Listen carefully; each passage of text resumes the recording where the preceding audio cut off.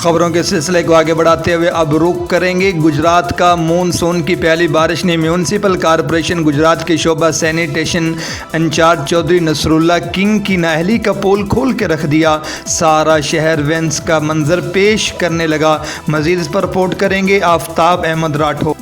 जी, Gujrat monsoon की पहली बारिश ने म्यूनसिपल कॉरपोरेशन गुजरात के शोबा सैनिटेशन इंचार्ज चौधरी नसरुल्लाह कांग की नाअहली का पोल खोल के रख दिया। सारा शहर वीनस का मंजर पेश करने लगा।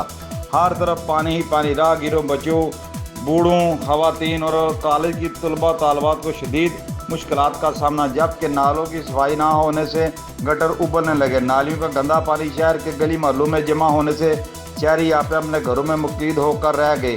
प्रिंस चौक, जेल चौक, कमर सियालवी रोड, कोट रोड पर फंसी सैकड़ों गाड़ियां, मोटरसाइकिलों को लोग ट्रैक्टर के साथ बांध कर निकालते रहे। शहरियों ने हाल में तैनात होने वाले डिप्टी कमिश्नर गुजरात मेहताब वसीम अदर से बल्दिया गुजरात का किबला दुरुस्त करने और शहर में सफाई सुथराई के हवाले से सीवरेज निज़ाम को बहाल करके जल्द शहरियों को रिलीफ फराहम करने का मुतालबा किया है।